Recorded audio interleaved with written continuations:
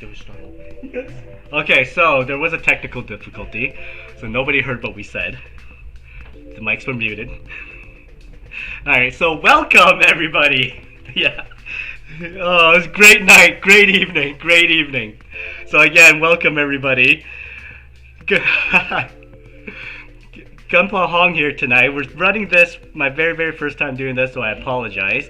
And tonight we have Ryan Lau with us, our 2018 Canadian champion. And then we have our co-founder, Mr. Justin, StudioG. No ex co-founder. You're still the co-founder. You're still deep in this, so you're not going anywhere.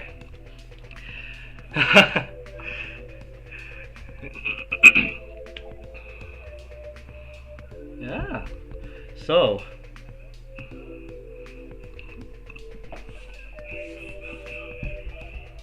International, everybody, yes. Ooh, this is gonna be a good time. Yeah, so I'm not sure if everybody caught the thumbnail earlier. I didn't know this till right before the show started. There is a very sensual picture of one of the judges, and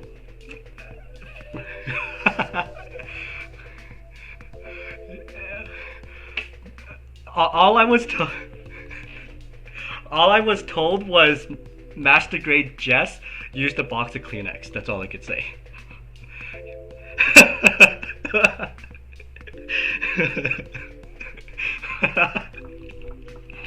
So, alright.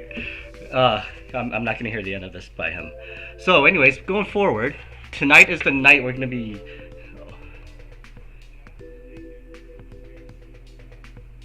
Uh-oh. One second. Derek!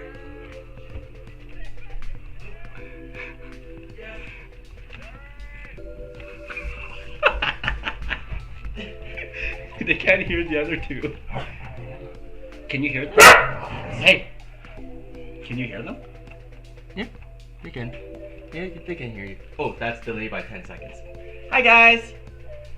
Dude, can you hear them downstairs? Hmm? They said they can't hear them. Because that was earlier. Oh, it's good now. Can they hear us now?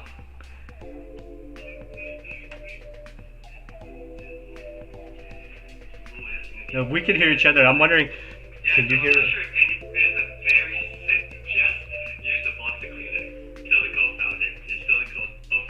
Yeah, that's. You're still deep in this, so you're not going anywhere. Oh, what the heck? So this is a great evening. Okay, let's see here. What do you got to stop audio? Alright, can you hear them on here? On your headset? Huh? You can hear on your headset, right? Yeah, I can hear them. Alright, so there's a reason. How do you change your audio off your computer again before you did it?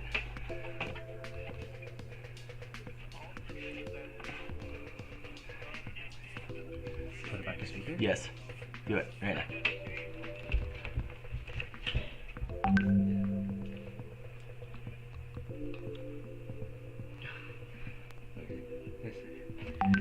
They will hear you. No, Kevin just said still can't hear. Yeah. Do a test. This is a great evening, guys.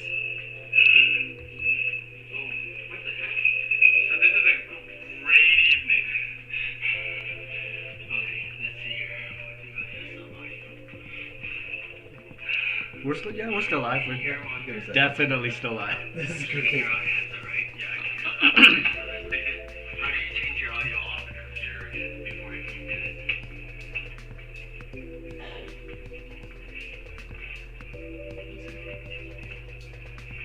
They can only hear me.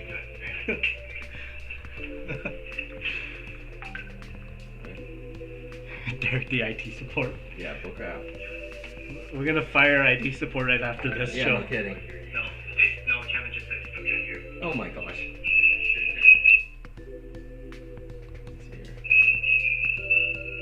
Audio echoing now. You guys. Let's see. There's some dead air. You know? Yeah, there is some dead air. Let me see here.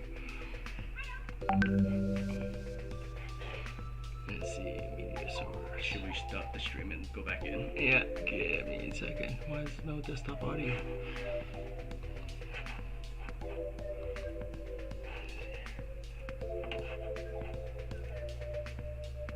It's the iPad. There it goes.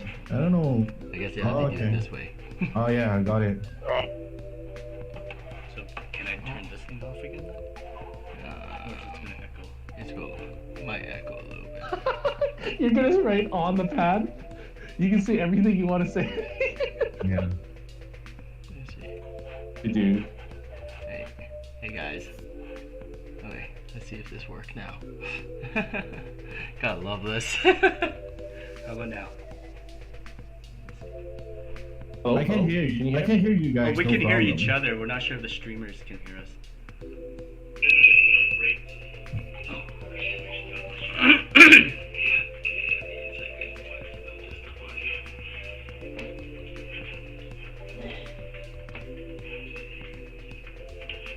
I want to mark Bet you up dollars too. to dime, Jess is just rolling over right now. Oh no. Oh yeah, I got it. Here we go. I think something. Yay. Yep. Yeah, okay, he did it. Now you guys can hear each other. Sorry guys. You have to listen from there. Mic here, audio from there. 2018 GBWC. There we go. Okay. No, I was just. I'm still in the middle of doing the champ. Doing the thing. Oh man, it's like Yeah. washed out. There you go. Okay. Can you hear? Ghost can hear your sexy voice, Justin. So you're good. Ladies and gentlemen, welcome to GTS. Today on the show, we got Ryan Lau all the way from Edmonton, Canada, which is our 2018 Canadian GBWC champion, alongside with our very sexy host as well. Ladies and gentlemen, give a biggest welcome to Gampwa, the sexy hog.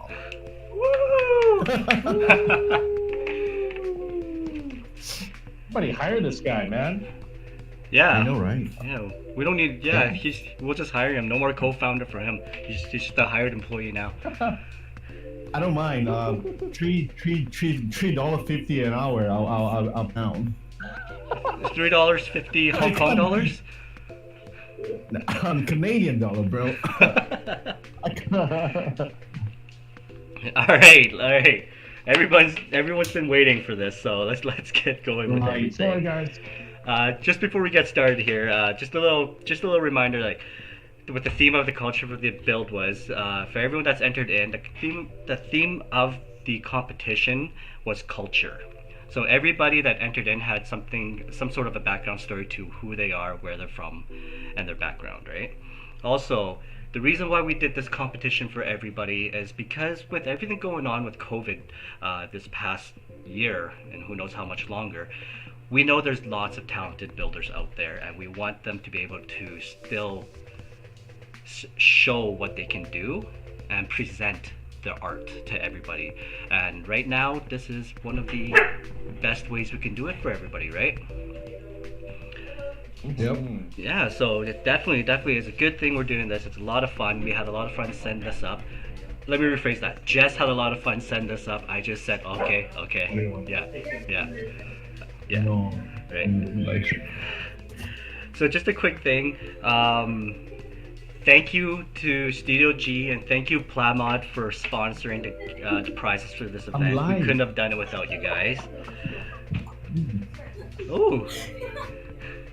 Hello. that's my daughter. That's your daughter. You should have your daughter on the show, not you. What are you doing? She's underage. Your channel will be flagged. Oh. Yes. So today, Go ahead. sorry, 1 second. Oh, this guy over here. Okay, so today we're going to be going through all the slides, and then we'll be talking about each and every one of them, our thoughts, and we'll share different points on them. Not all the submissions pictures are on these slides. They will be on the on our GTS website at gtsbase.ca next week once we get them all uploaded. So, without further ado, let's get going.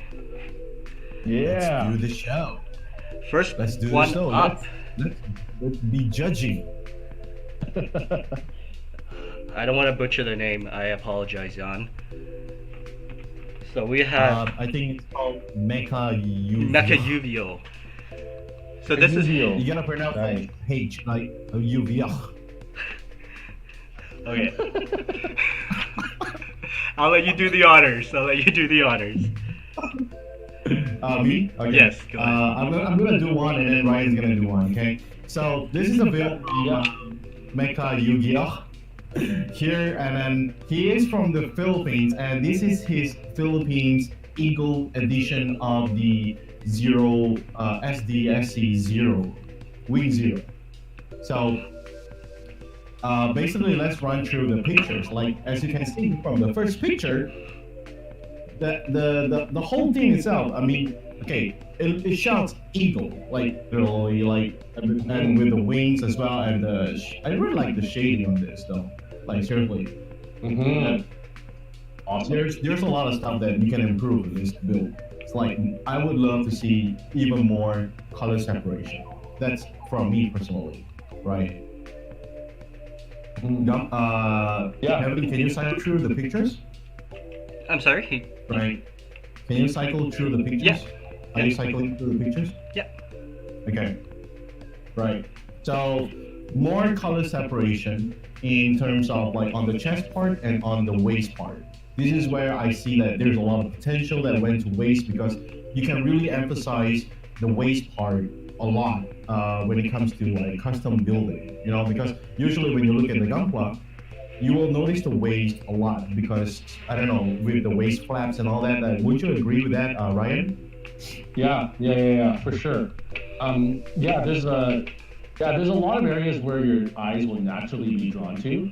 The waist and the chest area is very, very central, you know? And so that's an area that you'll always automatically look at, you know? And so I totally agree. Exactly. Detailing at those areas are very, very key.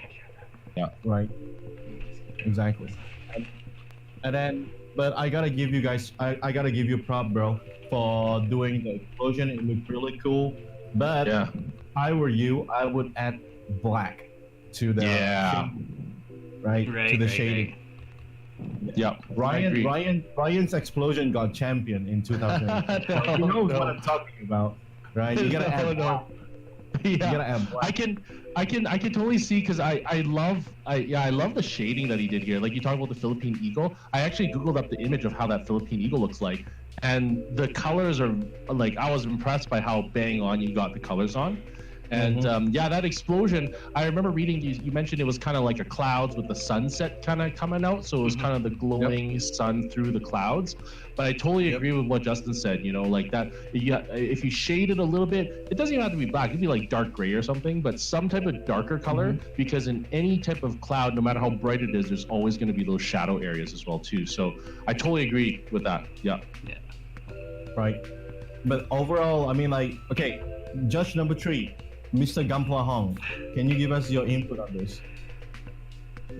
Overall, I really enjoyed the build as a whole. I really enjoyed the storyline to the reasoning why he did the build itself. But you guys are correct with the shading, with the explosion of the sun coming out from the clouds. You guys are right. Darker areas for the contrast to make it stand out does help a lot, and it does bring in the sharpness of the diorama image. And again, with the chess piece, when you're looking at an image, the chess piece there it sticks out the most, right? So when I first look at the image, that's what I'm focusing on. I'm not focusing on everything else overall. And Justin, you're correct.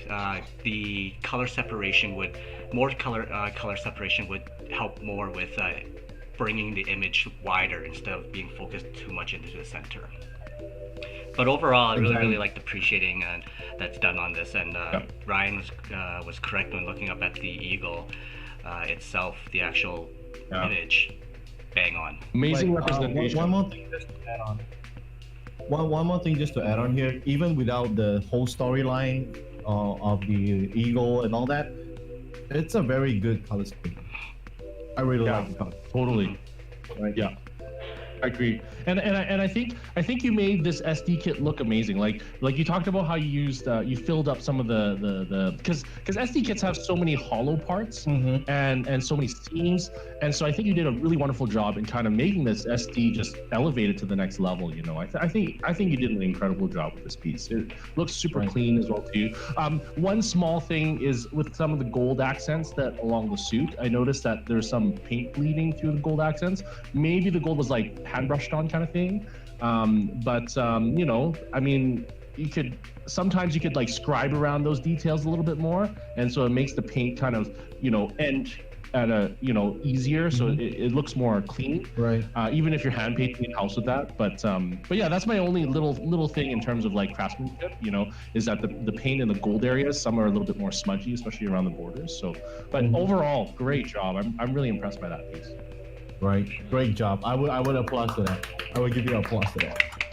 It's really good. It's really good. So moving on, we got our very own Kev models. Ooh, look at this guy right here. Ryan? This is okay. Oh, sorry, Justin, you go. No, Ryan, go ahead. Yeah, I was just gonna say, man, like this is such a beautiful piece. Like, I absolutely love. Now, this color scheme is pretty similar to the original, but you have tweaked the colors a bit. You know, I like the bright green that you added. It makes it much sharper, stands out a lot more. I know you've done some custom scribes, you know, shoulder, chest area, and not over the board, but effective enough. And I love how you paired it with where you place your decals. Oftentimes, like, people just do scribe lines, but then they don't pair it with where the decals are. So I'm looking specifically at the shoulder, you know, that little red detail that you added, and you have that white decal underneath. I love how you pair it with that because it helps marry that whole mod with your final water slide and painting, you know. I love how you added those vents as well, the vent details on the shoulders, and you can see on the, you know, the side of the shoulders and also on this backpack area. I love the dark backpack that you added as well too, you know. And so overall, just a super clean build. I think you did an amazing job. This is like an HG, but you made it look not an HG at all. And I think you did a very clean paint job. My only small criticism with this is that it seemed like, in terms of the theme of our cultural theme, it seemed, you know, a little, it didn't seem as cultured, you know. I know you mentioned you painted the face in the colors of the, you know, the country's colors kind of thing. And in terms of the dio, you know, you mentioned how, you know, families like to gather to eat and have food and well, I'm not Malaysian, but Justin would know better, you know. But it seemed like, you know, in terms of the diorama, I didn't really get the full message, you know. Like, it seemed like it was kind of tacked on. Although mad respect on cutting that, like, cutting mat, you know, and putting it on that wooden board, I was like, wow, that's dedication there, you know. And so my only criticism with this is that I didn't really get the theme of the diorama. But all in all, I love the mods you did to the suit. I love the colors you applied, even though it's similar to the original color scheme, but I love how you tweaked it a little bit. So overall, I'm just really impressed with this build. It's just with this theme build that we have that doesn't quite fit with the theme, I feel. So, you literally took the words out of my mouth. you literally just took the words out of my mouth. At first, when I was looking at the kit, I seriously thought it was a master grade. Yeah, I seriously thought it was a master grade kit. I don't know what to say. You seriously took the words right out of my mouth. I don't know what to say. Well, I got something to say. Yeah. Right. So overall, I mean, I'm a Malaysian, so this do relate. Yes. This kind of relates a lot. That's right. So when I totally agree with Ryan when it comes to, like, it's not up to theme, because I think the emphasis on Malaysia is a little bit too. It's a little bit too diminished, too little, I would say. I would love if you could add, like, you know, if it's Malaysia, like, let's say I'm building this build, I would totally change the accent color from the teal green to at least like yellow or red or blue. You know, Oh, you yeah. already got like a bluish, blackish bluish base. So if you look at the national colors from Malaysia, it's from the flag, it's blue, red, white, yellow, and yeah, basically these four colors. Yeah. So if the base is kind of like bluish black, then all the accent colors, like okay, for example, you got the red on the blurb thing that is on the shoulder. So in real life, that kind of makes sense as well because that could be like the signal light that you see from the airplanes and stuff like that, right? To see where the edges are. And then the teal, like the teal colors, you could replace it with like a very very light yellow. It would look really really good. That would I look would say- sharp. Yeah. It will look really sharp because the teal colors that you did, they are not only panel pieces, but they are also highlights of the circular stuff, right? For example, on the legs, on the what do you call it? On the knee itself, and then on the waist joints, the waist joint, there's two round there, right? So when you do this kind of stuff, you want to pop it off, right? And it attracts people. Right now, I mean, in terms of color theory, color science itself, you're putting black on black. You understand? Okay, Right. gotcha. I mean, it works. I mean, for now, it works well. It works well. But I'm saying that it could be so much more better, so much better.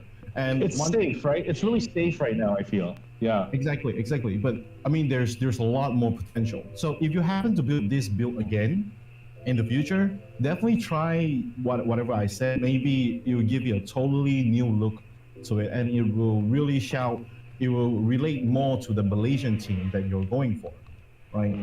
And one last thing that I want to talk about is that when you do, like for example, that we can see pretty clearly on the waist part, the backside part, the back flap, right? So if you could panel line the masking, the teal color and the black, the dark blue part, it will look even more better. When you have like that outline, like what Ryan said about the previous build, when you have outlines between your color separation, it really pops out the stuff. Because when you look at animes, look at cartoons and all that, every single thing has outline, right? Nobody draws a cartoon without outlines unless you're doing a watercolor drawing. Even so, they have outlines as well. So definitely do outline whatever your color separations are.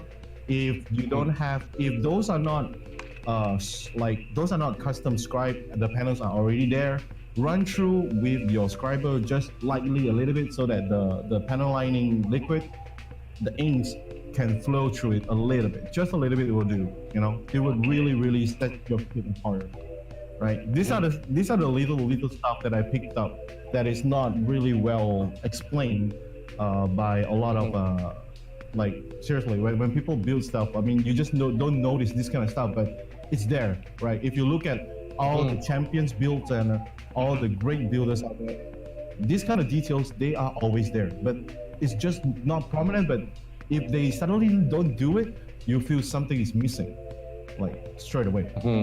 Right, for sure. Yeah. And Kevin, it's only because you're such a good builder. That's why I'd be so critical for you. It's like the next thing didn't fit.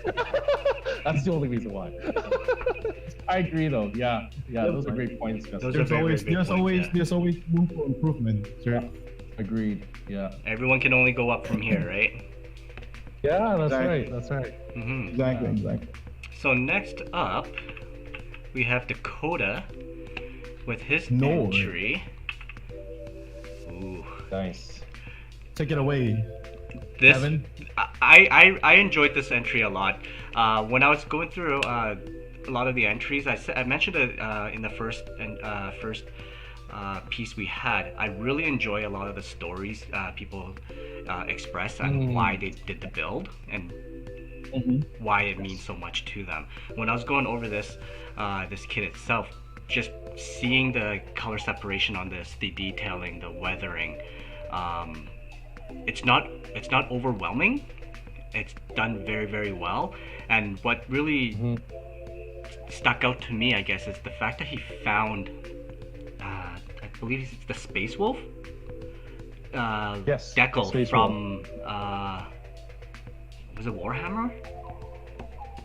Warhammer. Yeah, Warhammer. Warhammer, Yeah, yeah, yeah. and he was able to put it on there just to express more of that Viking look, right? And just hearing a story like that and how he's able to use something else outside of the Gunpla network to make this his act from his ancestral bloodline. Was really cool. So yeah, I don't have too much to say on this one. I was just very awed by the entry itself, and everyone knows I'm not a big Zaku guy. I'm not a big Zaku fan, but I saw this one and I was just like, huh, I need to take a step back and definitely think about these Zakus here. That's a good thing. Wow. Yeah. Yeah, I thought Dakota did a amazing job. At first when I looked at it, I was trying to, I always compare with the stock build and then the custom to see what's been tweaked. When I first saw the WAF, I was like, oh, it's similar color scheme, right? And then, but then like off the bat, I just love the weathering that he did. That's beautiful weathering, especially at HD scale, any scale, but it's very beautiful weathering. Very tasteful. If you look at kind of the corner of the shields, you can see he's done multi-level chipping. You can see kind of like the metal layer showing through, and then the primer level showing through, and that's all like from his Warhammer background, I'm sure. They're amazing at painting in chip marks, and it's selectively placed, not uniform.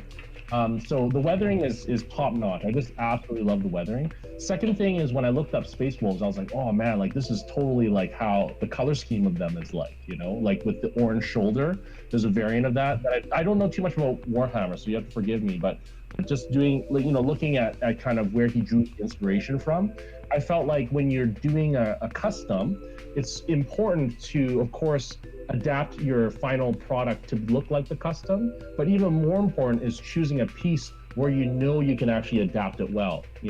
In some pieces, if you choose them, it comes down to model choice, and I think you did a perfect marriage of that. You chose the perfect model that you feel like you can interpret into the Space Wolf version, and then you painted it like that, so I thought you were very smart in choosing that, because that's not a model that I would have just looked at and been like, oh, I want to paint that up. To me, at first looking at that model stock, I'd be like, oh, the head's kind of a little wonky. There's no power cables. I'm not used to that. The mono one, I'm a fan of mono eyes, obviously, but that specific head shape, I'm not a big fan of. But then seeing your piece really, I really love it. I think you did an incredible job. And like I said, very beautiful painting, like very clean panel separation painting. With the multiple shades of blue that you used, which is very, very tasteful. I love how you weathered the decals as well too. That was absolutely beautiful. But yeah, just top-notch work. I'm so impressed. Very good job. Right. So, like Ryan talked about decals, and that's literally where I want to talk about. So with Awesome. this build, Ryan already said, Kevin already said, it's amazing. Seriously, I'm re-looking at the pictures right now on Google Drive, and you know what I'm most amazed by? Because color scheme is literally from Space Wolf, so we got that done. You translated it well. Weathering is definitely on point. I'm definitely jealous of you because I have no talent for weathering at all. Me too. Yeah. Me too. Me too. Right. So jealous. I'm so jealous. Teach me, master. Exactly. I have no talent and definitely no patience as well, because you see, like when I was doing my videos and all that, it's always step 1, step 2, and then when I go to step 11, which is water decals, usually it's the end for me. Like after the top coat, and then it's the end for me. But weathering, then you have to drag yourself through weathering. So I have no patience for that at all. So Yeah, definitely a lot of patience there. exactly. I definitely love your weathering. This at first. I mean, everybody loves your weathering here, even in the comment section. So definitely go check them out. And then, what I really want to talk about is your genius in placing your decal placement. Yeah. It's so good. I agree. It's so good. It's so good. It's so good that it feels lifelike. And that is what every modeler is trying to achieve. And I do believe that your background in Warhammer really helps with this. The realism on how to make things real. And pairing your decals with your weathering, that is so good. Like the decals on, let's say that one thing that I really want to emphasize is the paw print on the shield. Yeah. Not the space wolf, but the paw print. The paw print itself, it doesn't look that it looks kind of off, right? But I do believe that it's intentional, because you already got the main space wolf logo up there, right? Big ass there, and then he placed the paw print right at the corner. I think that's the beauty of it. It And really it's within the white frame decal that he added too, if you notice. Yeah. exactly. So it frames it just so well. You know, the asymmetry is perfect. Yeah. It belongs there, Exactly. right? Yeah. Yep. So that's what I'm trying to say. The decals are very, very important, and that will definitely be a very this build will be a very good example for the upcoming builders that we're gonna be talking about, because some of them have no decals. So let's move on. Yeah. Right. But overall, seriously, this is amazing. I would Definitely a good I job. would roll good on the job. floor. I would run naked down the street in the rain.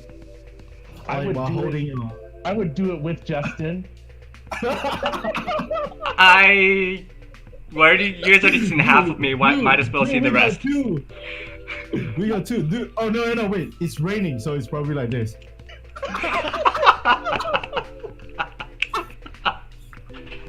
Okay, moving on. All right, next. But overall, freaking good. Good Freaking job, good job. Awesome job. All right, Justin.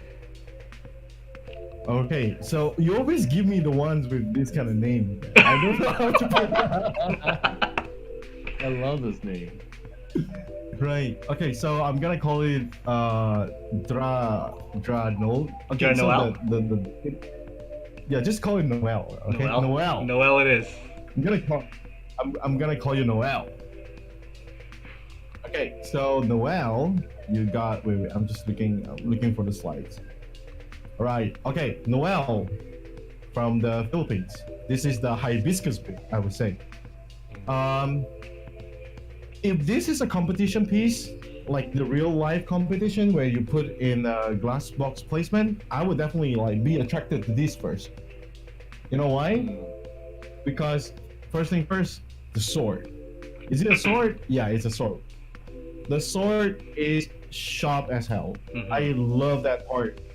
I like how you utilize the orange and the yellow shading to really highlight the four corners, as well as achieving the perfect triangle color theory. You know, like I'm not sure if you guys know about this, but like if you want to place accent colors, place it in a triangle form, right? Like shoulders, and then maybe a little bit on the waist part, or at the bottom feet part. So you have like a triangle thing.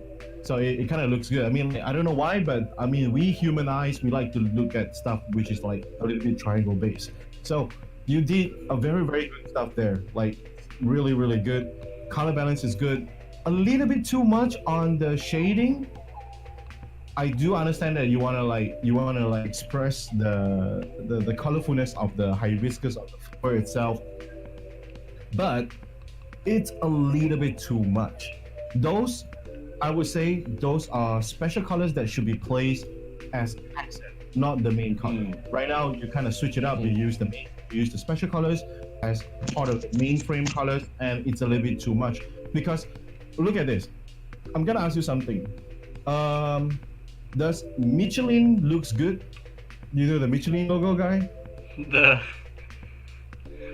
giant tire. Because it's marshmallow. Exactly, because it's segmented too much. So if you look at it, if you translate it into a fat baby, like with the really segmented like body parts. I was called that when I was a baby. Well, look at you right now on your thumbnail. You look good, boy. Doing my best.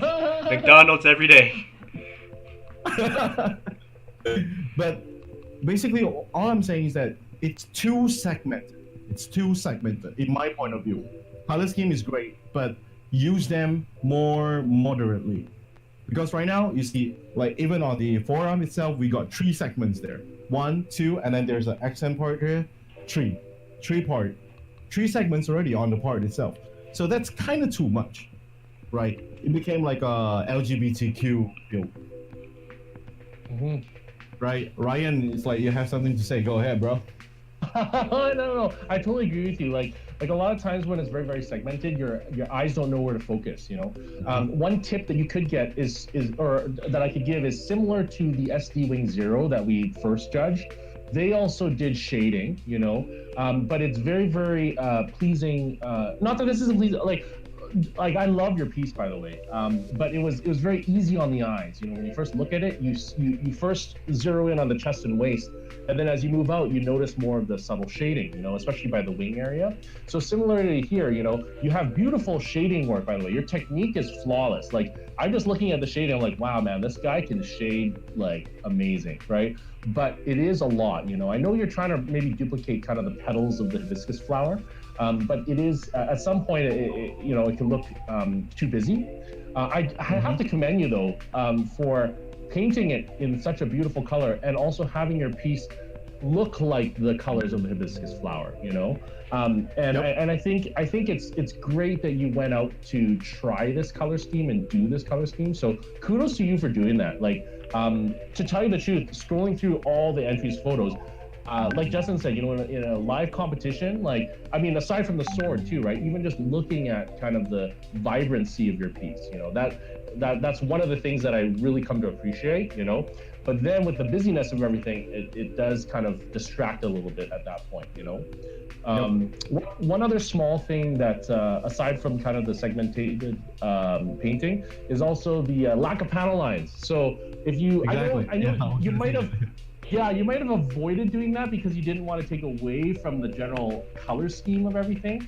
But I think that would have added a lot more in terms of making, like, whenever I see a kit that hasn't been panel lined, it looks kind of unfinished to me, And so when I look at it, I'm kind of seeing it, I'm like, oh, this is great as it is, but it just needs a little more, And there's so much beautiful details to highlight there. So I think that's one of the big things, yeah. For sure, yeah. No, yeah, correct there, because when I was originally looking at this, and for me, one of the biggest things I do look at when it comes to builds is panel lines. Panel lines do make a big difference. It makes a lot of areas stick out more too. When I first saw this one, first thing that came to my mind was it was just a figurized figure, right? Because if you look at just any type of figurized figures, there's no real panel line details because everything's all painted in. Colors are great, super vibrant. Depreciating in this is phenomenal. Like it literally looks like it's a figure. You just buy it out of the box and boom, that's what it is. So yeah, I was looking, I'm like, man, I need to learn how to appreciate like that, because right now all my appreciate is black. White over black. Well, this isn't appreciate anymore. This is literally gradient work. Gradient color blend. He does gradient, yeah. I'm pretty sure there's a lot of masking involved. There's a lot of effort, but why not, like, since you already made so much effort, why not push more a little bit for panel lining? Just a little bit more. And then after you're done with the panel lining, push a little bit more, just a little bit more, like like a little bit pimple, like just squeeze it a little bit more for the decals. And then you will get there. Right? I agree. Yeah, definitely. Great job though. Good job, really. Yeah. Alright. We got Mr. Jetto up. Okay. So the next one is Angjet Yo. This is the Yo. I love this. Well, this is like Justin's Malaysian. Kevin, what ethnicity are you? Chinese? Me? Yes. Awesome. Yeah, so it's kind of cool, like combination of Malaysian and Chinese culture. And I love kind of speaking of the story, yeah, that is one thing I really love about the competition actually, is how everyone has their story and explains it so incredibly well, This is, he's painting kind of depicting a phoenix, and this is another sign of a really good theme build is without reading, and looking at the build, you know what it's exactly. And that's one thing I really appreciated about your build, is that you made the wings very obviously Phoenix-like. Especially slide 33 exactly. Like when you look at splayed out, beautiful colors, very vibrant. And so I think you did a wonderful job on this piece. The only small criticism I have. So first of all, with I think you built you added some plot plates and you kind of customized the wing part, right? I think you did a really clean job doing that. So kudos to you. I once again, beautiful work. My one small criticism is also similar to the entry before, is that it does look a little bit busy. Like the colors you used were very safe. They're all warm colors, red, orange, and yellow kind of thing, which I mean represents a phoenix. But it's all very also looks a little busy to my eyes. When I look at it, sometimes you can go for maybe more solid colors, like maybe I don't know, like around certain like a chest area or other areas, to help kind of have the eyes relax on some areas. And of course, panel line decals, like those are things that we talked about before. I love how you did the extra attention to adding LED lights to your kit, which is amazing. It's hard to do, hard to pull off. But yeah, definitely the panel lining would really help make a lot of the color transitions a lot cleaner as well too. I can see along the back area, I can see some bleed through between the layers of red and orange and white and everything. So I think once again, similar to our themes from the previous ones, the panel lining and decals will make a huge difference in improving the look of the kit. But overall, I'm very impressed by this build, and I think you did a wonderful job. So especially with the theme build. So I think that's great. What do you guys have to say? What I really liked a lot with the kit overall is one thing that stuck out to me a lot is the LED lights where it does light up. That is not easy to do. Yeah. So huge props to that. And then I do know that a lot of the extra pieces that was done to this, Ryan, you're correct, it's just plot plates, and he created everything himself, right? And the fact that how it stands out, and the wings are huge, don't get me wrong, those are big wings, and you can still stand it up perfectly fine. And so it brings out a nice balance to everything. At the same time, like my only suggestion to this is just, again, with the color, you're right, it is a bit busy. When I first looked at the kit itself, I didn't know where to focus on. I just didn't know where to focus on, and I didn't really see much of the LEDs until I looked into the next couple pictures, right? Because I'm like, what am I looking at here? It's an amazing unit overall, but I don't know where to focus. So when after going through a couple of the slides, I saw the LEDs. Then I was like, oh, okay. Then it stuck out more to me, and I have something I like to focus on when I see this. Like I look at the lights, and then everything else, because the lights is the most subtle in it, right? But yeah, great build overall, definitely. Lots of work put into this. Right. Okay. So I got a couple of comments and definitely a lot more recommendations. So sorry, Jetto, if you're watching this. This is to help you, okay? This is to help you internationally right now, live on YouTube. But anyway, definitely whatever Ryan and Kevin said was definitely on point. But I want to emphasize on colors as well. But this time, let's twist it up a bit. So let's say if it's fire, Phoenix, fire, it's a mixture of red and yellow. Like I feel kind of like this is a missed opportunity, because this could really a chance for you to show your gradient work. If you're talking about fire, right? When you talk about fire, I mean, when you separate fire like panels to panels, it doesn't look fiery at all. Like not anymore. So if you could do gradients, like okay, for example, rising Phoenix, it's a really good look of Phoenix, right? Or rising from the dead and all that. You could literally do the bottom half part a little bit dark and the top part a little bit like gradient to light. And then after that, you have your LEDs, right? Your LEDs, they could be like really bright red instead of blue. Because right now, when you have blue in it, it clashes like crazy, right? It clashes with the color, like warm and cold. That's too much, right? So, in my recommendation for you is that next time when you plan out your color scheme, you have your warm and you have your cold colors, right? So warm is like red, cold is like blue stuff, and then you need something neutral in between to make them look good. Right now, I could see that the whole problem is that there's no neutral at all. It's like warm, cold, warm, cold, warm, cold. You could make a song out of it. The panels that we jump on, right? Wrap it. Right. Hey. But you know what, Ryan? The best thing that I see, the whole effort, the whole thing, it shouts masking, and masking. Maybe five times of mask. So definitely we know like a lot of the effort went into masking, and you've done a great job. But again, like what I said previously, just push a little bit more to get that panel line done. And then all your masking, all the bleeding, because no matter how perfectly you mask, there's always gonna be a bleeding because it's not your fault, it's the masking tape fault.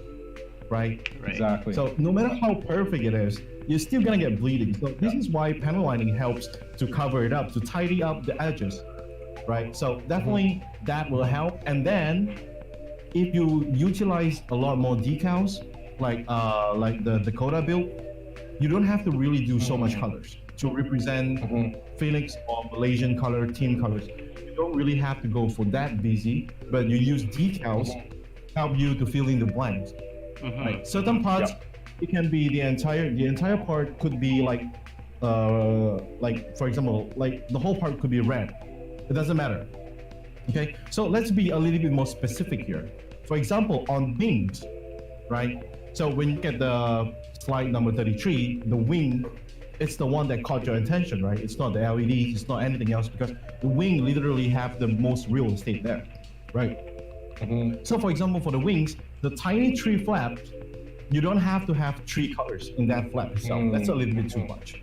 You only need 2 colors and 2 decals, and you look really good. You will look really good, right?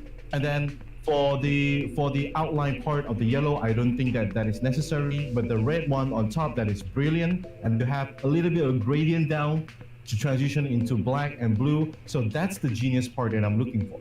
But I just said that I said that it's a missed opportunity that you didn't use that technique throughout the build, right? Imagine if you have transitional colors, like for example, warm, and then you transition the middle part. That's the neutral that I'm talking about just now, right? The blackish blue, and then you transition into blue, correct?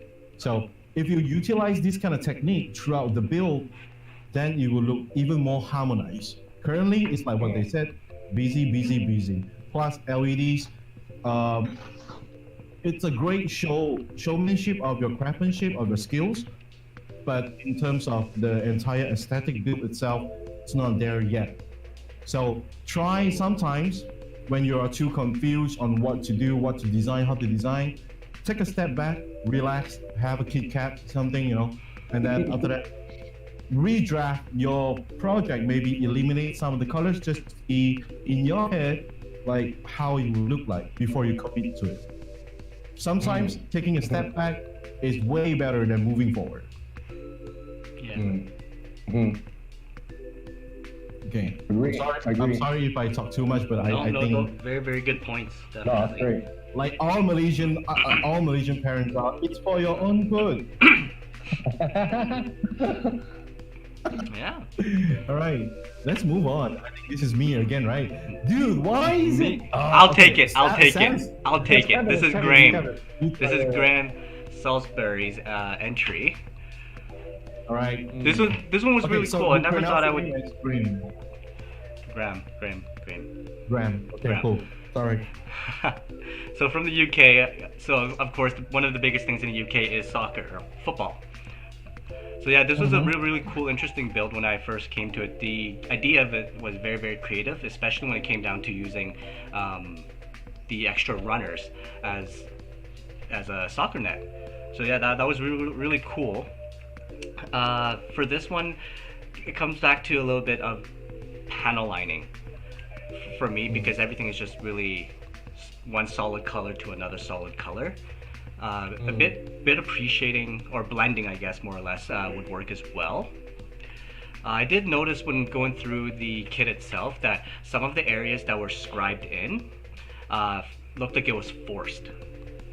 So from what I've learned, I believe Ryan and Justin can both agree to this. When you're scribing, let the blade or the chisel do the work. Don't put any force pressure on there, right? It's just nice and smooth. You don't even need very many strokes. If the blade is nice and sharp, it'll do everything just easily. And then I learned one of the biggest lessons I learned in building Gunpla is that you can cheap out on airbrush, you can cheap out on masking tape, a lot of more tools, but you can't cheap out on scribers. Yeah. Scribers, you can't cheap it out. You can't cheap out on scribers. I agree. I learned that hard, right? Okay, continue, Kevin. Sorry. Oh yeah, no. Yeah, when we were looking at the images, I did see some areas that looked like it wasn't really asymmetrical. Like one side of the forearms, for example, had looked like it wanted to be filled and cleaned off to be a smooth image of the forearm, but on the other side there was nothing there at all. It was just two pieces that was kind of put together. And then by just through experience, if you put in too much pressure when you're scribing, there's a very, very high chance that the blade's just gonna run off to the side by itself, and you're not gonna have a straight line. You're gonna have a straight line and then a curve. So cleaning that up can get quite tedious. I've had to do that in the past, but tedious work, especially when it comes down to model building for us, that's where we perfect our skill, is constantly fixing our small mistakes. Even as tedious it is, that's how we level up and evolve, by constantly doing fixing those type of mistakes and paying very, very close attention to detail. But overall, really cool idea. Yeah, what do you guys think? Yeah, I feel props to you for this creative idea. I love the goalpost that you made out of runners. Very very, very creative. I can tell you're very, very creative, and you think outside of the box. It's always hard, I feel, whenever people try to translate kind of a human. Of course, I mean, Gundams have 2 arms, 2 legs, and a head and body, all that kind of stuff. But when they try to make it into like a human, for example, in this case, a human soccer player, and how you purposefully scribe those lines to make it look like, a t-shirt, and then shorts, and then skin color, and then, socks, and then shoes and stuff. So, I thought, that's a very creative way of approaching it, obviously, also because of that, you're bound to the specific colors, right? That you'd have to paint, for example, the forearms and the hands and the parts of the thighs, like skin color, skin tones. So unfortunately, because of the creativity, it kind of I would say it takes away from the color scheme, of this whole general suit. I feel like now we're looking at more of it being kind of like a human figure, as opposed to a mech, right? I mean, but like I said, that's part of your creative process, which I really appreciate, of course, but that's also makes it the colors not really harmonize as well because of that, because you have to have that certain sock color or that certain skin tone color kind of thing, right?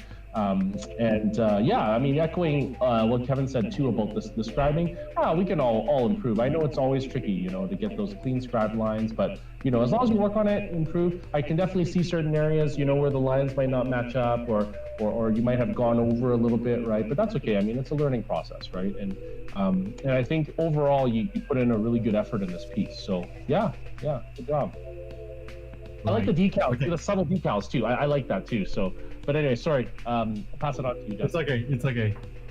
Okay, so I know football. We call it football, not soccer, guys. Sorry, Canadian. Sorry, football. You're right. You're right.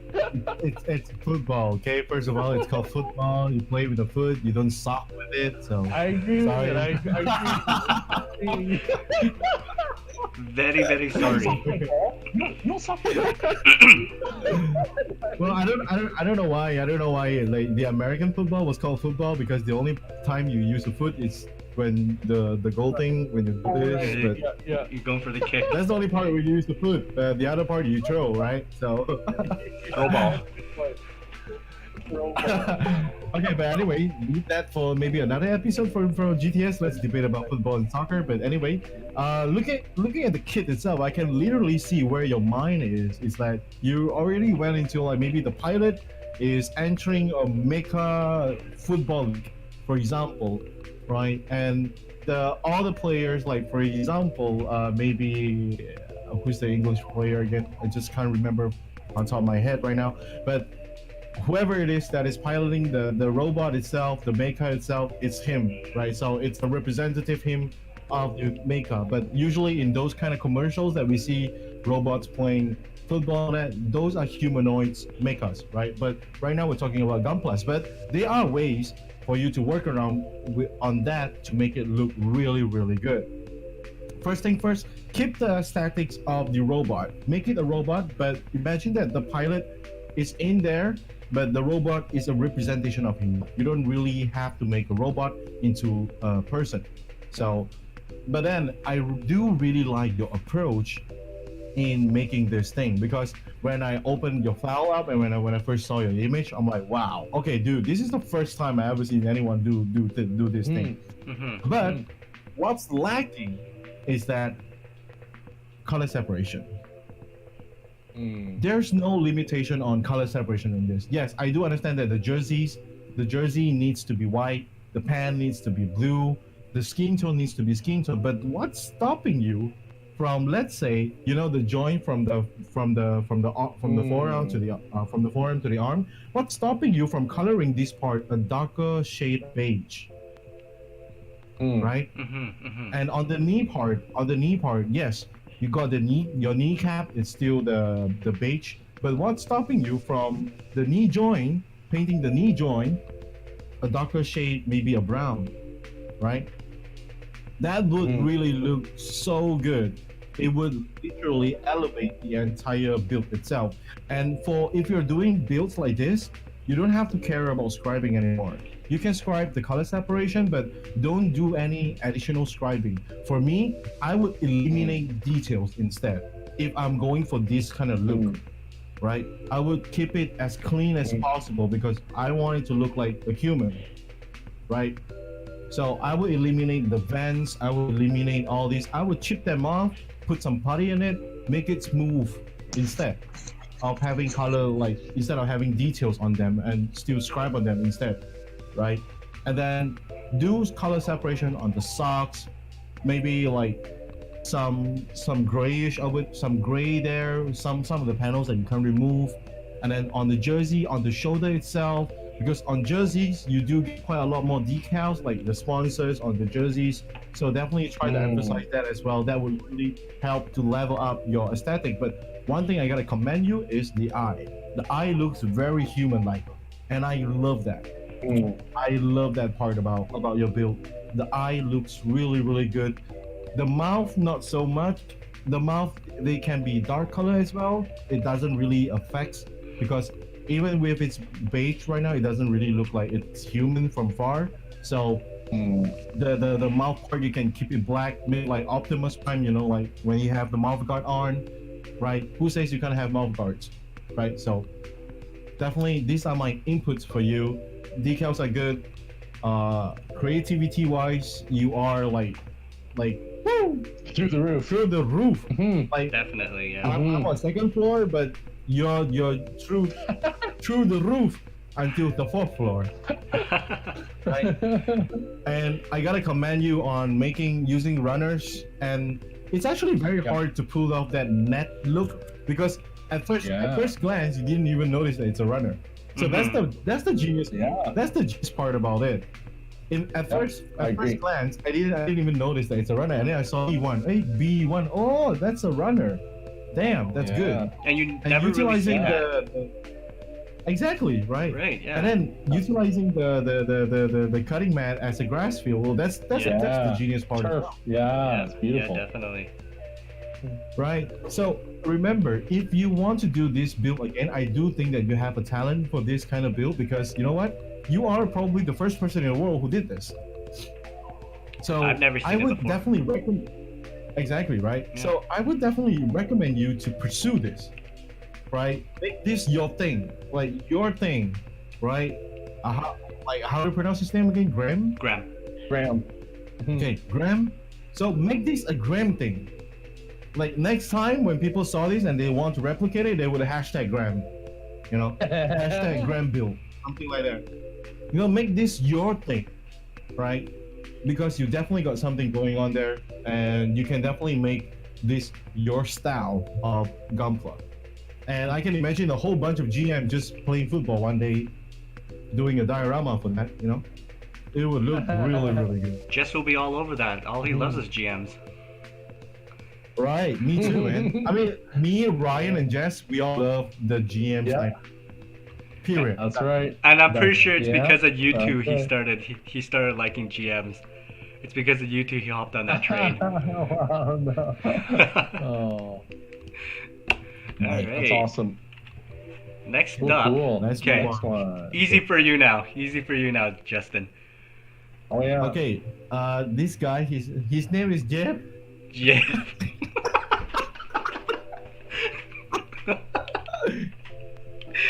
So this build is from Jeffrey Liu.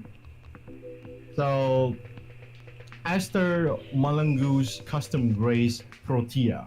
So this is a tribute build to one of the artists in South Africa. So let's look at the build itself. So I believe this is the high grade grace from IBO series. You can recognize the heels on the feet.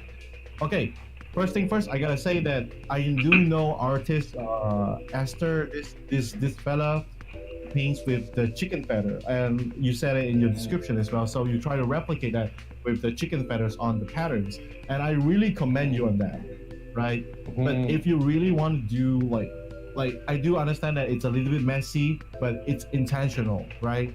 So I'm not gonna really comment anything about that because it's intentional messy. Okay, but one thing I gotta say is that have more details because currently it's separation, color separation, yes, but where are the details? Right? So I would totally like recommend you to like go crazy with it a little bit more, right? For the previous build, tone down. For this build, it's a little bit too clean, right? A little bit too bland, I would say. So definitely find some parts from your graveyard, graveyard parts. Maybe kit bash a little bit here and there. Do a little bit more to the build itself. Weathering is fine, no problem with that. But the eye part is the Ryan. Is the eye like that, or did he do something? Good question. I'm not sure actually. I thought Grace not have familiar. rounded eyes, right? No. Yeah, they do. It's kind of like it's hidden. It's like a spherical eye. in the Exactly. Grace. Mhm. But no matter what But it it's like hidden underneath. okay, Yeah. you know what? Something that can be done to the eye itself. So let's say because your eye is the same color as the cheek flaps, right? So to differentiate the eye from the cheek flaps, only one thing extra that you gotta do right now is to take off that eyepiece and then just gloss coat it, like make it gloss, and then it will pop right off, separated itself because it has a different finish. Because currently the build is matte, and then you have a gloss eyepiece, it would really separate that piece itself from the rest of the head, so that you know where the eye is. Currently, if you don't really pay attention, you don't know where's the eye. Mhm. Right. That's true, yeah. I like the addition of new weapons that came into. You got the lance, right? I believe those are added on. I haven't seen Grace with the lance before, No. and then the weathering on the lance. Or do you Yeah. call it long? Do you call it long? A lance. A lance. Lawn. Lawns. Lawn. You could call Do it a you call it lance lawns? if you like. You could call it a lance. We call it a lance in because Canada. Graham would like. Right, because one of my hobby is to dance. Would you like guys to like to dance? Lawn, put the lawn. Okay, so the lands. Okay, let's call it lands right now because you know what? It's all about Canada. Yeah, the lands. Great job with the weathering on the lands. I can literally feel it penetrated something before. That's the feel that you're looking for, and you achieved it. So great job, Tol. Overall, I really wish that you could elevate it even more. Maybe we have more time, work on it a little bit more, and then boom, you can make it perfect. That's from me. Yeah. Yeah, no, yeah, I'll try to be really quick here, but yeah, no, in general, I really like your interpretation of it. I love your story behind it, and those painted designs are very, very make it very unique. You know, being that those painted designs are you know, kind of very contrasty colors. You know, my eyes do tend to get distracted by them. You know, when they're kind of splayed around there. But I understand in your story you mentioned that it's the pilot who kind of paints them on. You know, with the traditional chicken feather brush and everything like that. So I can understand it's kind of like it's almost like the pilot adding, you know, tattoos or graffiti almost right onto the surface of the suit. So I can appreciate how, you know, that's why it would look kind of more well, not random, but like brighter colors and kind of, you know, mishmash of designs and everything. The one thing is, this is a small criticism, is like, you know, I'm just kind of trying to look at the scale of those paintings, right? Like she would have to be painting like a massive mural, almost the size of a building, right? To like paint it. And I mean, of course she could probably do it, but in terms of like, you know, from a realism perspective, you know, it seemed a little bit too big, you know, like especially to paint with a chicken feather, you know. It would have been really nice if you know what I mean? Like it would have taken a really, really long time to paint. You know what I mean? Like, She would be there for years. People have already fought. Just on one like, spot. The year one war has extended 3 times to year 3 and she'll be painting. yeah. So I mean, that was the one thing in terms of the story that I was like, oh, I didn't try. But you know, like trying to improve this build, I think it would look so cool if you painted these same decals, but if they were like a tenth of the size, you know, like very subtle. Yeah. Where when you're looking through the suit and when you notice those designs, you're like, oh, that is so cool, you know? Because right now I feel those designs are kind of overtaking a lot of the. I think it'll just look so cool. And if you paired it with a decal just underneath it or something, and it would look like a marriage, you know, in the whole thing. It would look so cool, you know? And so I think that would have been a really cool addition to this. I really appreciate that you did add some decals to this suit. So kudos to that, like above the shoulder in the backpack area. It might have been better if you added a little bit more behind the elbow area. I love those decals too. But yeah, if you just kind of painted those kind of more in scale to what realistically she might have been able to achieve with a chicken feather, and also adding some decals there, I think it would have been perfect. You know, like it would have been a very subtle detail. Like I like that small detail that you painted in the chest. If you painted the similar of those other things, like the same size as that or maybe even smaller, that would have been so perfect. You know, just perfectly fine. But other than that, I agree with everything Justin said in regards to the weathering. I love the weathering you did on the lance. That's a really good job. So all in all, a great build. So. Yeah, definitely. The lance was definitely what I first. Sorry, go on.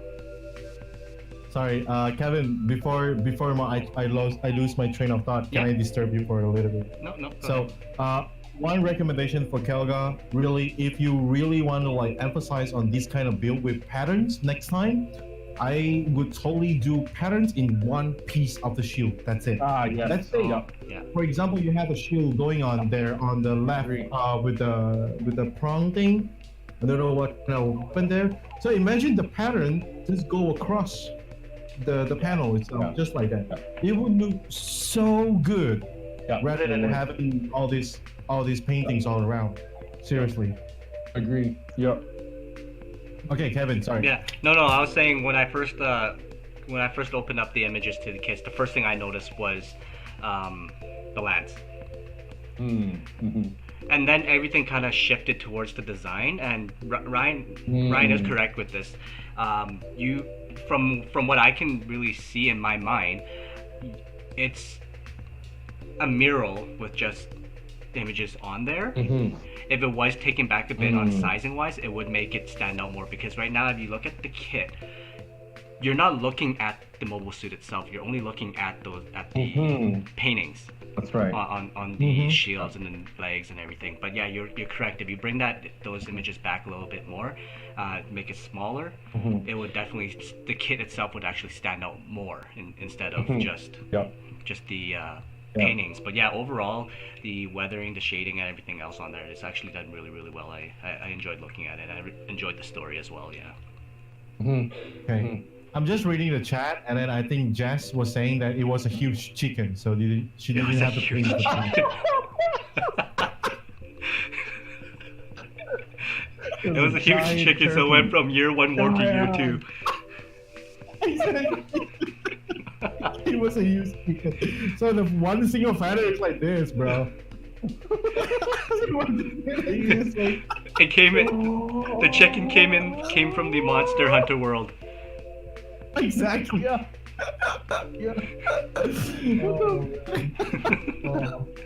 Yeah, I almost died, man. I was holding it, and then I announced it to you guys. Let's laugh together instead.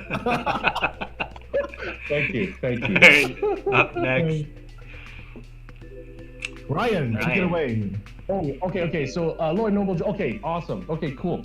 Hey, so yeah, no, this is a neat scheme. You know, you don't normally see, blue and red are complementary colors, they're primary colors, and so you don't normally see them in opposing sections. You know, so that was immediately what drew me. You know, one thing I do like about this is I like how you used white. You know, to kind of break things up. I know it kind of looks like the flag and everything, but I'm glad that you kind of had a base color white. And so even though, you know, your primary colors of blue and red are kind of interspersed opposite to each other, like the flag, right? It doesn't look as busy, you know, as it could have been, you know? So I applaud you for doing that. That's one thing immediately that was, you know, it was a nice thing to see. There are, of course, areas where you could kind of clean up a little bit better in terms of the paint. I can see, once again, you know, kind of a common theme here with kind of the paint spilling past the line and could be cleaned up a little bit better, perhaps with, prescribing certain areas that you might know so that you can get a really nice straight edge, you know. And of course, things like panel lining will really help as well, too. And so the one thing with the color, I know the colors, like you wanted to make it look like the flag, which I think you did achieve, you know, but with it being such a metallic, deep and intense saturation, it does kind of take away a lot from the whiteness of the suit. And so when I'm looking at it, all I see really is just kind of splotches of colors, you know? And so one comment I could make is, you know, you could use the similar type of, you know, blue, red, and white theme, but maybe don't make it quite as stark, you know, but you still give away the same vibe as it looking like the flag. Maybe you can tone down the blue and the red and maybe use more of kind of like a, you know, like a grayish white or something like that, you know, to help kind of blend the colors together better. But no, I mean, I appreciate you know, kind of built it into a diorama here as well too. And so I appreciate the extra effort that you added into here. The diorama does look a little busy when I'm looking at it. You know, in terms of the placement of kind of where the buildings are, it looks very kind of symmetrical and very kind of rectangular. A lot of times if you look at some dioramas, you know, it's to show kind of like a scene in time, and it's a whole other skill in and of itself. You know, building a nice visually appealing diorama is to have different levels of elevation. You know, right now everything seems to be all the same level, even though you do have the buildings. But for the most part, when I look at it, everything's kind of even on the same level. And also, with the way the buildings are positioned, it's blocking certain suits, so you can't really see the whole action. It looks a little bit too busy to me. It looks like it might be just a generic diorama that you just kind of position the suits in, you know. And so I don't know if that was. I think the diorama itself, the buildings, that's a real building site in Panama. As mentioned in the description. It's a historical place, so they are symmetrical, not by chance. Never mind. You're right. You know, sorry, I forgot about that detail. You're right, Justin. Thanks for reminding me about that. One suggestion, if they are both symmetrical like that, I might recommend kind of making it into like, if you just cut it into a parallelogram or something, and then display it like that. So the buildings aren't quite completely rectangular, but they're kind of shifted and angled a little bit, you know. So rather than like this, you kind of angle it this way, and then you have the view coming from a certain point. You're kind of forcing the perspective view kind of thing. That might create a little bit more interest, you know, because a lot of times when things are really symmetrical, it kind of just looks too kind of neat and tidy. But you're right, Justin. I forgot about that. This is kind of a historical kind of landmark, you know, Right. and depicting that historical battle. So, yeah. I would say like I would add on top of whatever you said just now. This is too symmetrical, but you know what? We can play with dioramas. Because you want to show something that is landmark. I'm pretty sure like the windows are pretty landmarky, right? So maybe have that one face of wall. That's it. And you have two bots fighting because currently it's 3 in such a small space. Yeah. So realistically speaking, that's a little bit too busy. Your eyes kind of don't know where to look. Yeah. So Lloyd, this is a tip for you next time when you're doing like a real live competition. For example, maybe you want to join GBWC next time. If you present this, the judges, they don't know what to look, right? Which one is your main build, first of all? What's your main piece, right? Because you got so many things going on. Unless you create like a team of 5, like a Power Ranger style, then maybe yes. Like one of the champions that do with the 5, the V thing, which is from I don't know where, but one of the GBWC. But basically, like with this, you gotta like have a focus point, and you gotta remember dioramas. They are created to capture that 1 millisecond. Right? You're not capturing the entire scenes. The diorama is actually just a snapshot of the photo. That, for example, your photographer, literally Zaku is fighting RX-78. You're just there to snap one picture. That's it. That's diorama for you. Right. Okay. If you want to create something like this, you gotta have camera angles running around. Then only you will look good because you can play with camera angles, right? But right now you're presenting one scene, so you gotta make it count. So I would say, if you really want to go with the Panama landmark thing, go ahead. But I would use only one face of the building to represent that part. Like, find the most iconic thing, the iconic wall, and then you emphasize on that. Maybe have the fight on there, near there, at there, right, beside there, something like that instead. And then on the color separation part, doing instead of like a black, like a blue and red side by side, why not do it top down instead? That would look even more balanced, I would say, because currently the whole gunpla is like it's being possessed by 2 split personality. Which one am I going for? It's Venom and Carnage. Exactly. So usually when you have such these are 2 prime colors. Like prime colors, it literally means that the 2 big boys right, 2 big boys in the game of colors, right? So when you have 2 big boys, if you put it side by side, it's gonna get a versus feeling, right? So if you put it top down, like maybe red is on top, blue is bottom, and then you switch it up in some of the panels, then it looks harmonized. If you put it side by side, number one, it's gonna look like police siren. That's number one, right? Secondly, it's gonna look blue versus red, because our pop culture, one of the most famous YouTube series is Blue versus Red. Come on, hello, right? And every game that we play when there's a team involved, it's always blue versus red. So we already got that imprinted into our genes and into our brain and our daily lives as well. So if you put blue and red side by side, you're gonna get problems, right? If you look at the flags of Panama itself, there's no side by side blue and red. If you look at it, right? If you can see, red is on top, blue is down. Right? Ignore the stars because those are accent colors. But if you look at blue as a color block itself and then red as they don't put it side by side because it's gonna look like a police siren. So they put it like this instead. So that's my takeaway. And then panel lining and decals, definitely go for it. You already did LED as well, so why not, bro? Why not? Like, why not? Ugh. Ugh. Why not? Right? So for me, a lot of people know Jess, especially Jess. I love LED work. I love LED work a lot. So when I first saw the image of the gun lighting up, first thing that came to my mind is like, oh, such a small kit, he's running the wires right through everything. That takes a lot of talent and lots of skills. And then I did notice the wires kind of dangling out. Just my little advice to that, because your gun in the image or that you used is very, very futuristic, you could kind of hide those wires into something you can even scratch build as an energy box where everything's coming out of, because it's not shooting bullets or cannons or missiles or anything. It's going to be shooting out some sort of high powered beams, right? So yeah, if you build something I'm into shooting Wi-Fi. Yeah. Call me Wi-Fi, man. I'm shooting Wi-Fi. You need Wi-Fi, bro? I'm plugged into an Ethernet cable. There you go. Cat 6. Yeah, so yeah, that definitely that was one thing that came to my mind. Like, oh, that's what could have been done to clean up a lot of the wires hanging out. Just because for me, I used to be an automotive mechanic, so hiding wires is a big thing for me.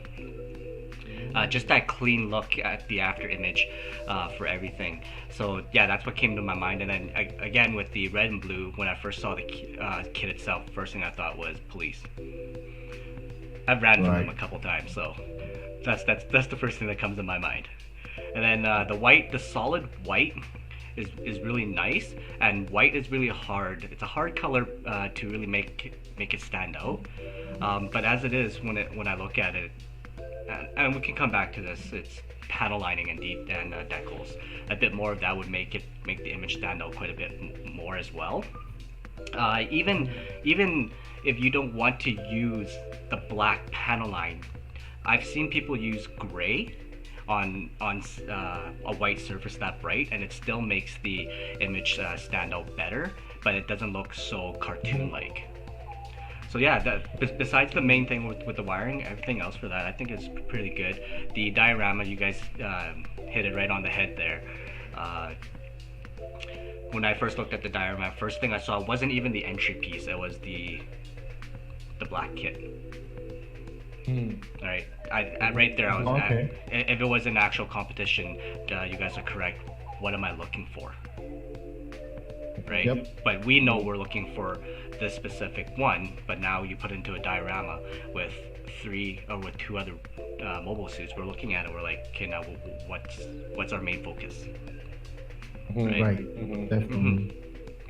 But overall, creativity is really good. I like the diorama itself. It's the fact that it's an actual tourist place that you can go to is actually really, really cool. Yeah. So yeah, that's all I have. That's a great. Cool. So great job, Lloyd. If I'm not mistaken, Lloyd is still in school. He's still a young boy. Yeah. So definitely Good for you. bright future ahead of you, bro. So if you're customizing at such a young age, dude, just go ahead, man. Yeah, Keep doing definitely. it. One day you could be champ like Ryan Lau. Yeah. Oh no. Never be afraid to step out of the comfort zone. Right. Yeah, I think it's awesome. I was building Gunpla with nail clippers at your age, I think. So Yeah, you're doing I an remember amazing that. job compared to what I was doing. Yeah, I definitely had nail clippers when I first I started. didn't even know what's Gunpla at your age. I have a very sad childhood. I'm sorry, guys, but yeah. My first Gunpla was back in 1997? 97, 98. Oh, okay, I was only 7 years old. Yeah. No, I was 5 years old. 97. Yeah. Oh, you're Damn. young, man. You are young. Dude, I was born 1992, bro. Wow. Okay, anyways, moving on. Moving on, definitely. Okay, so up next, Right. we have Peter. So let's move on to Peter Rivera. Is it my turn? Sure. Kevin's turn, right? Or yeah, it doesn't matter. Sure. Oh, okay. I'm sorry. Okay. All right. So Peter Rivera. So when I look at this kit itself, definitely cultural theme, Puerto Rican theme. You hit it with the hammer. You nailed it. Seriously. It's really, really good. I like the red scarf, the red scarf thing, because it is a traditional outfit that you guys wear when you guys dance and all that. So it's definitely really, really good. I can't comment on anything else other than scribing because you gave me that opportunity when I saw the scribing on the waist part, right? So on the waist part, it's a 3D piece. You know, it's three-dimensional. It's not a rectangle. It's a cube, right? So definitely when you scribe, like for example, the line from the top to the side, connected, right? Connected all the way through instead of like doing it on the face level only, right? So don't forget the side panels next time, and then you'll be fine. I mean, paint job is okay. Paint job is okay. This is this airbrush, Ryan? Do you think this is airbrush? Yeah, I think so. I don't know. Did he say he Kind of look like he's spray happy? can. It looked like spray can to me. It does look Right. thicker. You're right. Yeah, it looked a bit does- thicker. No, it kind of gives you the Nico Taheda vibe. I'm sorry to say. If you look at the flick, Yeah, the I can wing, see it does look thicker. Yeah. right? But Except Nico's faceplate will be a darker gray though. it's always the same. It's always Yeah, but I know what you mean. Yeah, I know what you mean. Yeah, I know what you mean. right. But the color separation is good. The Yeah. color representation is good. I like the fact that you don't use pure white on this. Mm-hmm. Yes. You use Yes. You're you offset. use a little bit off white. Yeah. Off white. That's the genius part. If you use pure white, it's gonna look like Kentucky Fried Chicken. Yeah. Sorry to say. Totally. All right. Yeah. You guys take it away. Yeah, no, I was gonna say this totally like when I first saw this in terms of the color scheme. This is actually a great example to comparing this to the Lloyd Junior's one. This is remember also two primary colors, right? Blue and red and white, right? But you can see how creatively he spaced things out. And I thought this is a very good. I mean, granted, it's more or less kind of an interpretation of just swapping out colors of the original color scheme, but still, original color scheme has a yellow as well too, right? Which this one only has two accent colors, kind of thing. So I thought the color was great. One of the best things I noticed is that this totally seems like if Bandai was to make a Puerto Rican themed Gundam RX-78 Good call, this good is call. exactly the color scheme I would imagine it to have. And I love how you Right. did.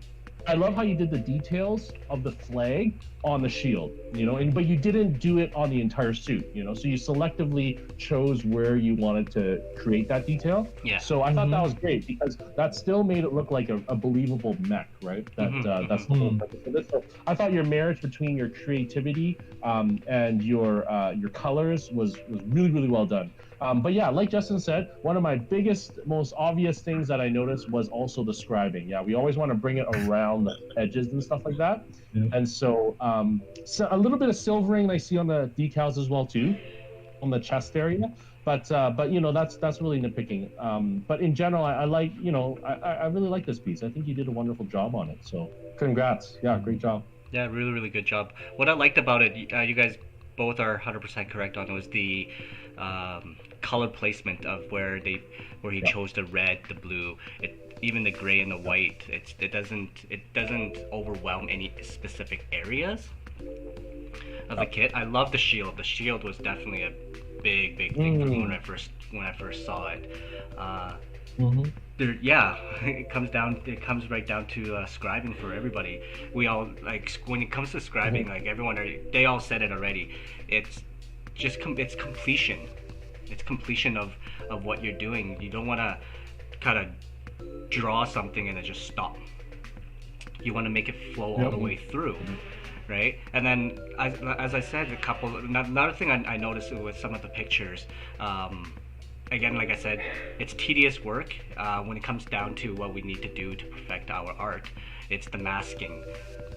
Some areas where it was masked, take time on that, because when it comes to doing that and when you peel the masking tape off, it does make a difference if it's masked properly or if it's just kind of slapped on there.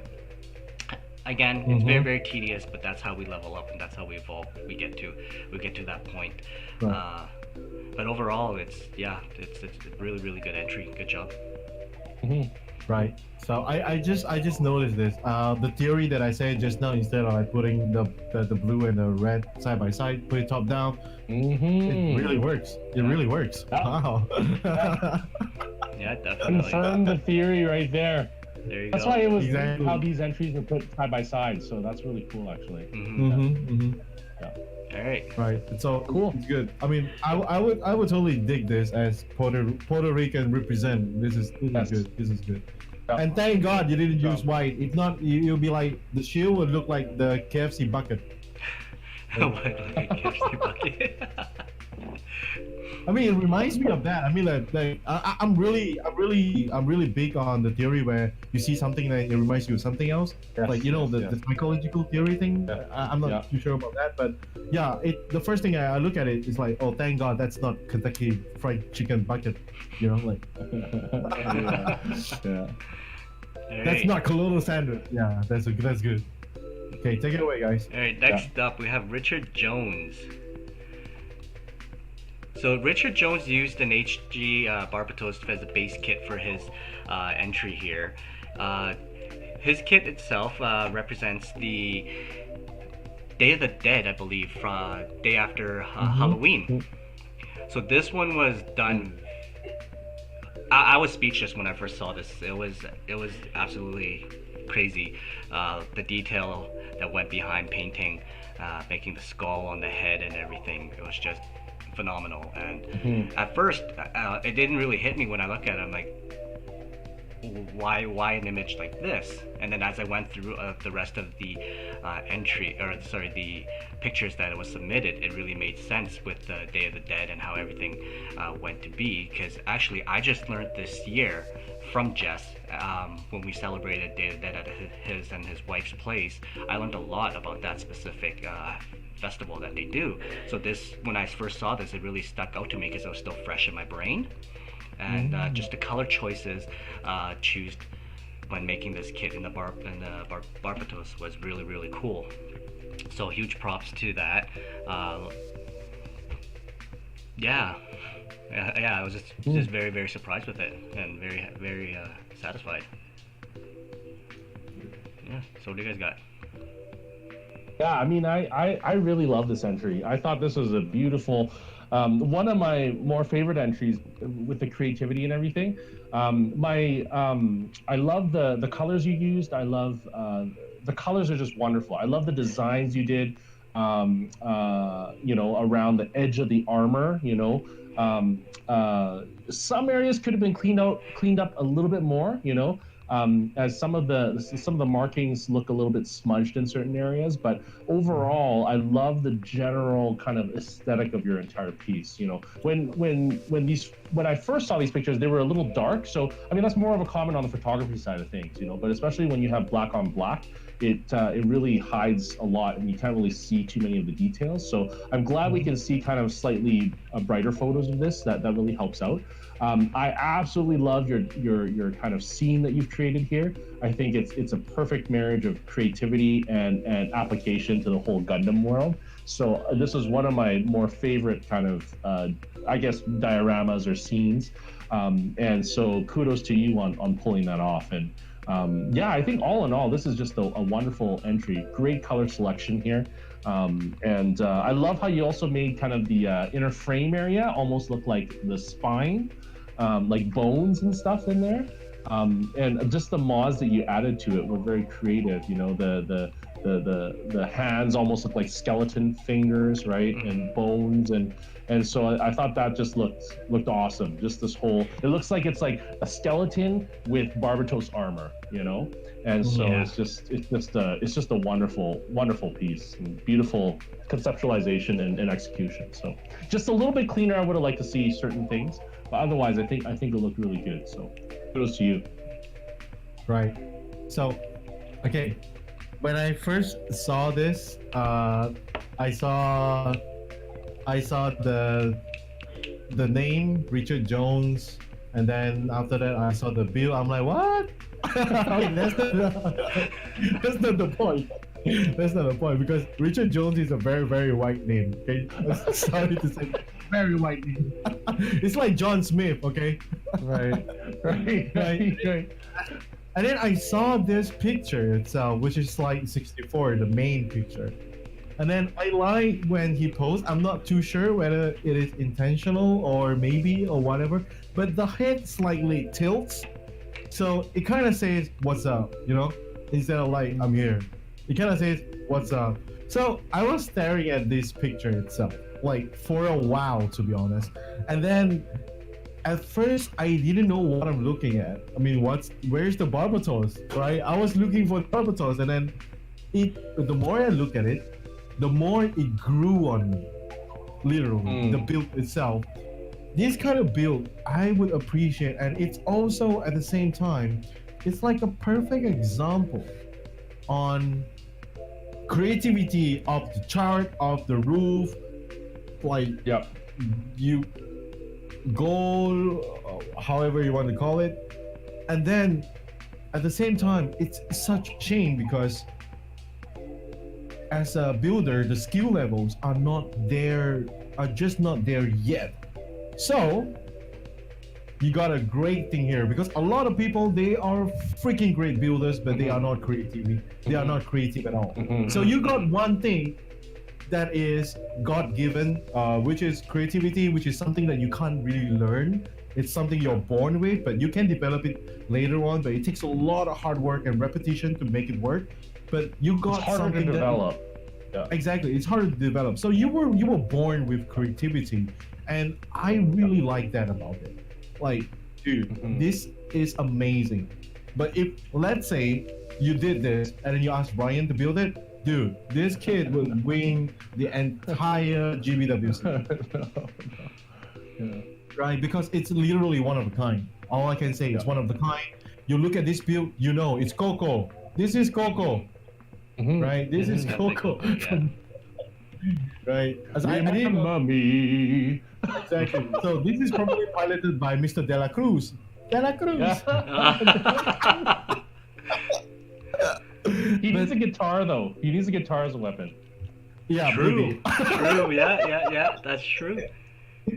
Sorry. But I gotta say, so we got a couple of criteria when we judge. We got creativity, dude. You're great on that. Color scheme, you are great on that as well. Pairing the black with the gold trim, that's good. That really shouts Day of the Dead.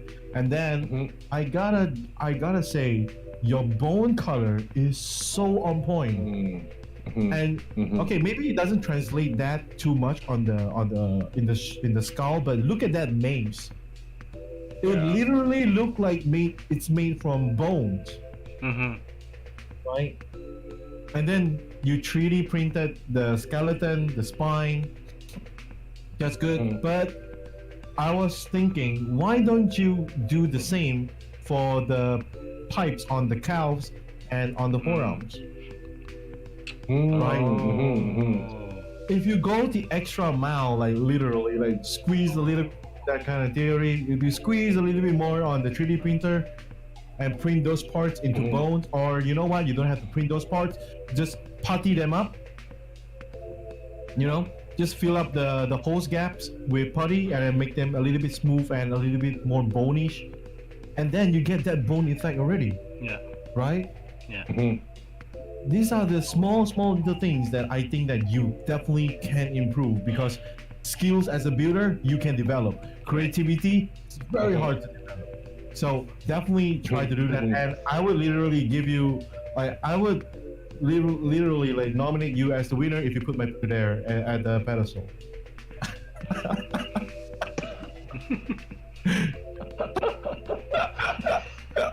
But too bad it's not. There's no. This. I thought it's getting the 3 judges pictures. So, oh man. So I don't mind. Perfectly into our next section. This is perfect. Right. All right. I like the whole thing. Seriously, I like the whole thing, especially the paper craft of Rose. That looks good on the build.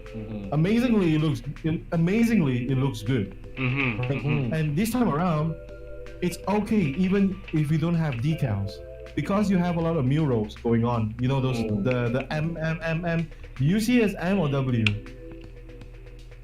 Or but I'm just saying, if you have skills as a builder, for me myself, I will scribe that thing in and do a reverse wash instead.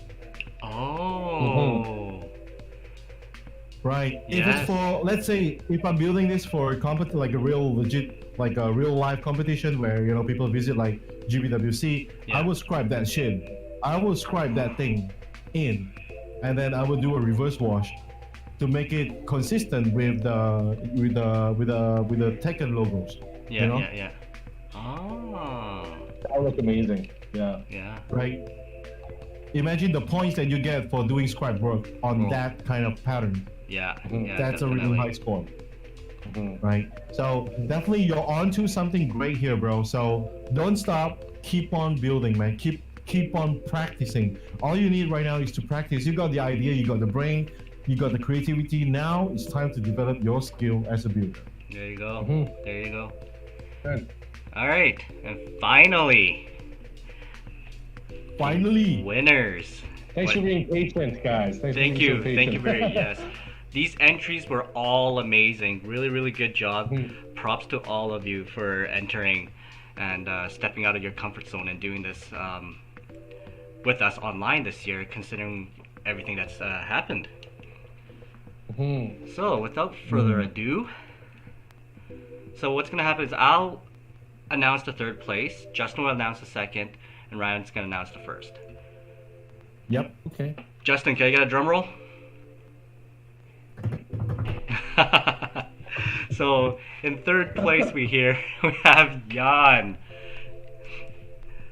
Congrats, Jan! Woo! I need to clap near my mic so that it's a clap. This was a really, really good build. This was really, I liked it a lot. I really, really enjoyed the build. Good job. Yeah. Definitely great. Definitely great. Definitely We already said great all job. the good stuff about it, so. Can't say anymore. It's eagle with a, yeah. The feathers looks great. Oh, there's the chicken feathers right there. We'll use those ones. Esther would use that one. Right. Okay, so okay, I'm gonna do my own drum roll. So Okay. for the second place, ladies and gentlemen, the winner for second place is Richard Jones with the De La Cruz build. Good job. Seriously. Seriously. Well deserved. Like this, sometimes this just proves that, you know, sometimes skills as a builder is really, it can be forgiven because creativity triumphs all. But you gotta remember, you gotta strike a balance, because sometimes you want to do something but you just can't execute it because you didn't know how to do it yet. So that's the time where you find Ryan and you said, Ryan, can I commission some feet from you? But anyway, I'm not prolific enough. but anyway, you know what?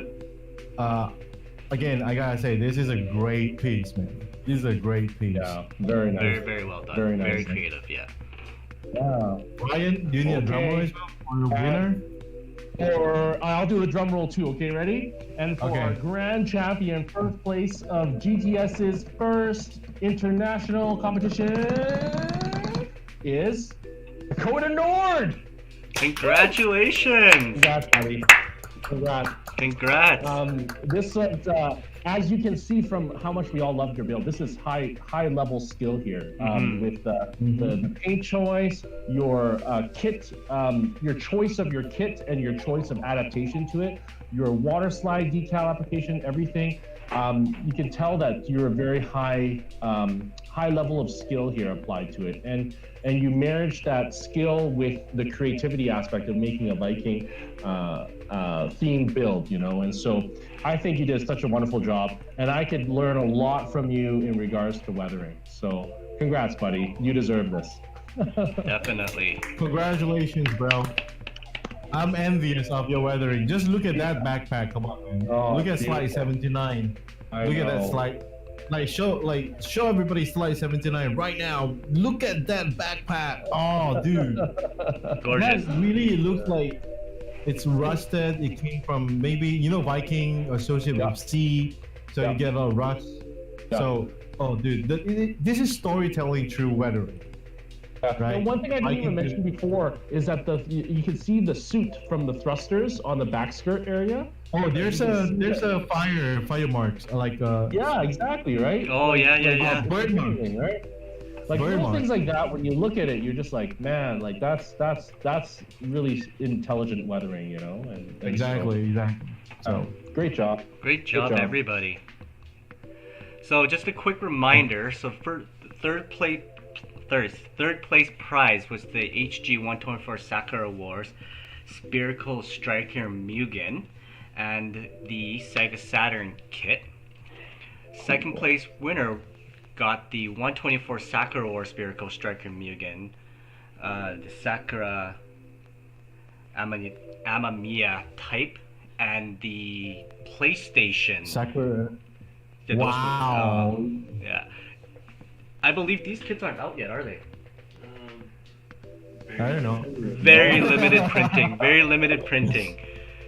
And then our first place prize got the RG Force Impulse Metal Garurumon Figure Eyes and a set of G paints. Congrats to all of you. Japan. Japan. Get So- your Japan. Yeah, I gotta clean that up later. Also. It's not that fun. You just splash it into the camera. Just go. Yeah, that's a cool effect.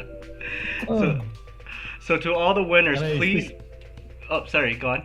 Continue. No. Oh. No. I'm done splashing. No more splashing? Alright. So to all the winners, No. please message GTS your address, and then we can work on shipping the prizes out to you.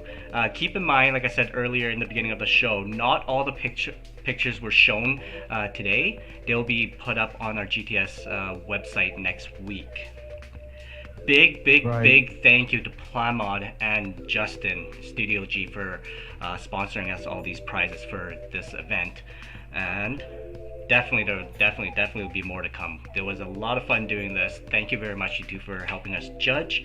Last but not least, follow us on our social media for more competitions in the future. And if you haven't checked out the new review of the White Dingo yet, definitely check that out. It's a really cool build. Yeah. So, without further ado, Link in description. And also, special thanks to Ryan for doing this, taking your time to do this. Right, this is awesome. I mean, personally, on a personal level, it's so fun to connect with you. I mean, like to see your face again. Seriously, we've been talking, but I haven't seen your face. I haven't looked at that nice dude. How did you get that hair? I mean, I've been trying, man. I've been trying. Trust me, I've been trying. It looks good. But I just can't get that kind of hair. I just can't get that kind of hair. You know what? We all have our own thing. But anyway, thank you, Ryan. Seriously, Thank you. appreciate thank the you. time. Thank you, both of you. Thank you, you, both guys. of you, for everything. And just to give everyone a heads up, also